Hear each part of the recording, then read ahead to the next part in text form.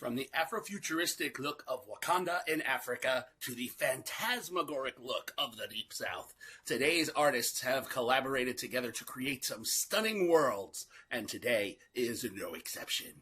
We are in Season 3 of Oscar Rewind, and today I am looking at Marvel Studios' groundbreaking epic, Black Panther. Co-written by the film's director Ryan Coogler and Joe Robert Cole, based on the comic character created by Stan Lee and Jack Kirby, this seminal chapter of the MCU released in February of 2018. What's up, everybody? Cinephile Mike here, and it is a new episode of Oscar Rewind, where I look back at the films of this past year's Oscar nominees and winners. Make sure you hit that subscribe button so you don't miss any of these throwbacks. Today, we wrap Chapter 4, designed for the big screen. This chapter has looked at all of the production, costume, makeup, and hair design nominees that thrilled our eyes all of last season, and today we look at several of these components.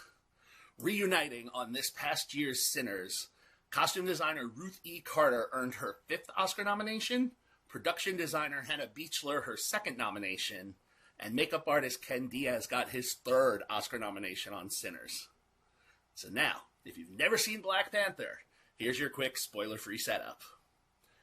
Following the death of his father, King T'Chaka, played by John Connie in flashback, T'Challa, played by Chadwick Boseman, returns home to the hidden African nation of Wakanda to officially assume the throne and take on the mantle of the Black Panther. To the outside world, Wakanda appears to be a modest, developing country, but in reality is one of the most technologically advanced civilizations on Earth, thanks to its vast supply of the powerful metal vibranium, you know, the stuff that Captain America's shield is made out of.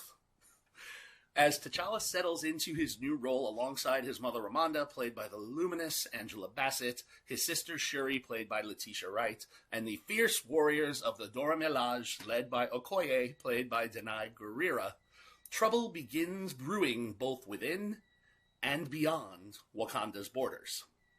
Within, T'Challa needs to prove himself against those who would challenge his right to the throne, such as M'Baku, played by Winston Duke. Outside, famed arms dealer Ulysses Claw, played by Andy Serkis, resurfaces after stealing Wakandan artifacts, which puts him at odds with another challenger to the throne, Eric Killmonger, former military man, played by Michael B. Jordan. T'Challa, trying to make peace with what has happened and make sense of what is going on now, sets out with Okoye and his former love, Nakia, played by Lupita Nyong'o, to try and make things right. However, this is not as simple. I mean, hey, it's the multiversal MCU.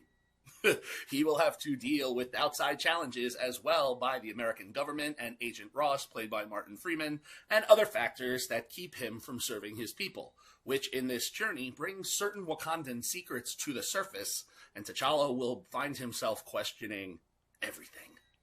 I'll be honest, Black Panther surprised me when I saw it. I mean, look, I genuinely enjoy all the MCU films, and usually it's because, I just like to be entertained. However, this is one of the MCU entries that carries a little more weight than your average superhero blockbuster. While part origin story and part we need to connect everything in this universe, there is a solid story of family, both the good and the bad here. And what supports this is a solid performance from Chadwick Boseman. I mean, you really can't say anything bad about him.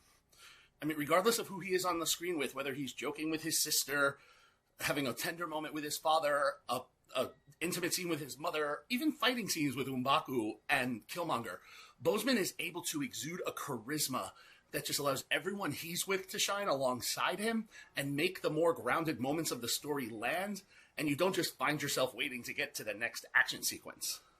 I mean, of course, look, there are many of these as well, and they are stunningly executed and captured with beautiful cinematography by Rachel Morrison.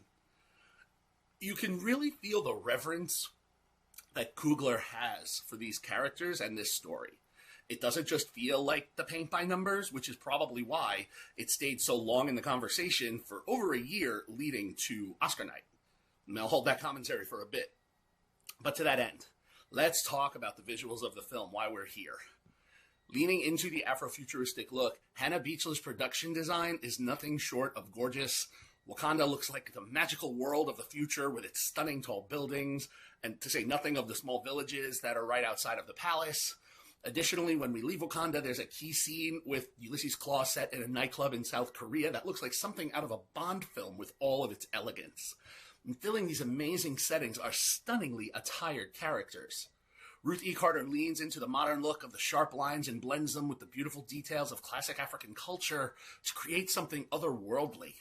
There isn't enough that can be said, especially with some of the beautiful looks designed for Angela Bassett as the Queen, and the really sleek uniforms of the Dora Milaje are quite stand out to me. Additionally, when other characters are dressed outside of Wakanda, you can see cultural influence in some of the smallest details, while Ken Diaz and his team really blend the makeup looks for subtle but powerful visages, to say nothing of the African influence that shows across all of these designs as well. Here was my biggest issue with the film. Like many MCU films at times, it gets a little bloated. Now, for those of you who have been following me for a while, yes, I was awestruck by some other MCU films that are even longer than this one, that weren't as well received as this one was. But the content there hooks me, where this one, I was like, this is a little more than we need. Like the whole side plot with Klaue. Now, don't get me wrong. I love Andy Serkis. I love the work he did. And without that plot, we probably wouldn't have gotten that beautiful Bondian nightclub scene. But I feel that took away from the central story about family mystery, as T'Challa has encounters with the other Wakandans and also with his connection to Killmonger. But again, that said, visually, stunning and great effects. Now, let's talk about box office and awards. A box office smash, including its subsequent re-releases, this film currently sits with $700,426,566 domestically, and $649,499,517 internationally, for a worldwide take of $1,349,926,083. Critically, the film is at a 96% on the tomato meter from 526 reviews, a 79% popcorn meter from over 50,000 audience reviews, and award season-wise, this was one of the most successfully awarded comic book films. Not at the very top. Its awards records were broken the following year by Joker, but Black Panther paved the way. It did win 3 Oscars for music, costume design, and production design. It was the first comic book film ever nominated for Best Picture, as well as nods for original song, sound editing, and sound mixing. It won the BAFTA for its visual effects, and Letitia Wright won the EE Rising Star Award. And it had 3 Golden Globe nods: Best Picture Drama, Best Score, and Best Song. Named one of the top 10 films of the year by the National Board of Review, it won Outstanding Performance by a Cast in a Motion Picture and Outstanding Stunts in a Film at the Actor Awards, formerly SAG. I could go on with the guilds and the festivals and the fan awards, but with over 400 nominations, it's clear the love that was for this film on the award side. One of the stronger entries in the MCU, Black Panther, solid, 4 stars. Chadwick Boseman, greatly missed. Surely put, his stamp on this role. He's 10 stars. Head over to Disney Plus to check out this chapter of the universe if you haven't, or if it's been a while, go and revisit it. It's definitely worth it. And that's where we're going to end for chapter 4. This is the end, episode 36, season 3, end of chapter 4. And what a great ride it's been. If you enjoyed this episode and want to check out the others, please make sure that you subscribe to the channel, check out the playlists, and let me know in the comments, what is your favorite MCU entry? Please follow me on all social media platforms and Letterboxd, and check out my website, cinephilemike.com, for more exclusive content. I will see you all for the next rewind and the start of Chapter 5. We are now halfway through our journey. Chapter 5 brings us the sound of Oscar. But until then, this is Cinephile Mike saying take a break and watch something new.